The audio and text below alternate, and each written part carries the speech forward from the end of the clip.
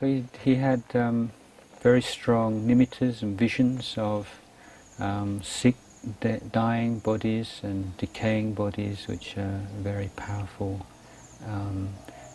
aids on the path of meditation. But even so, he found he'd come to a bit of a block in his meditation. And so he decided to go and visit one of Ajahn Mun's disciples who was living alone on top of a mountain reasonably nearby to where he spent that retreat. And so he climbed up to visit this teacher, and he told him that Ajahn Wang, his name was, on a mountain called Pulanka. And he said, in my meditation, I reached this point where I feel I can't go any further. It's like, it's similar to coming to the edge of a cliff, and you know, I can't go any further, or else like on a bridge, and the bridge is kind of broken in the middle. And I don't know where, you know, how to go beyond that. And Ajahn Wang explained that this was like a matter of perception, or of nimitta or whatever, and he said that these kinds of images, perceptions, so on, are endless, and they can take any kind of form. And he said, I'll give you an example of something from my own meditation. One day I was walking meditation up and down, and then suddenly I found myself as if I was sinking down into the ground, walking deeper down. And then I reached a certain point, and then my body started to come up. It went right up into the air and then exploded.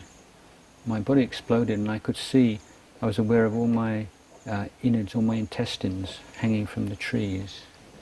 And he said that's an example of, you know, the kind of thing that can happen. I mean, it's almost anything can appear as that kind of vision.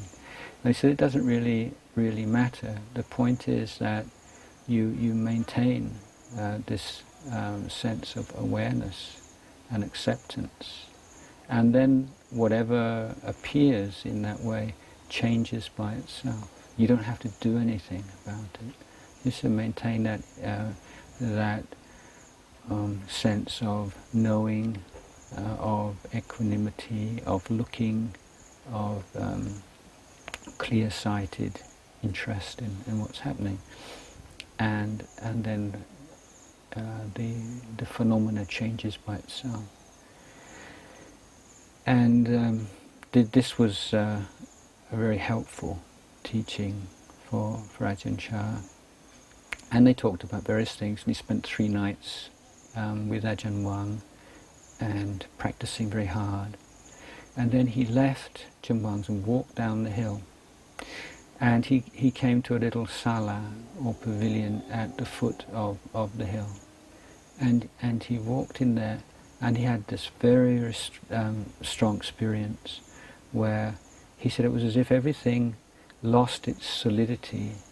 You see, like a kettle wasn't a kettle anymore, a spittoon wasn't a spittoon anymore.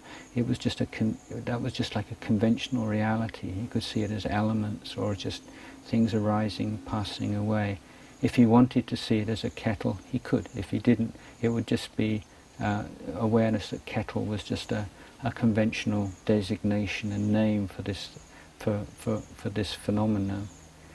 And then he brought that inside and looked at his own body and mind in the same way, and was able to carry on the insight into his awareness of his own 5 khandhas, or his own body and mind.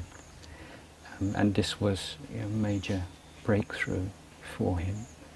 And so he said, you know, you can practice by yourself and you can progress, but it just saves so much time if you can see a teacher who can just put you right. It can just save you so much time. So again, this is a controversial subject, but I tend to think that if there's any particular event and experience which we could say correspond to his first enlightenment experience, then I would say that would be it. So that's my personal opinion.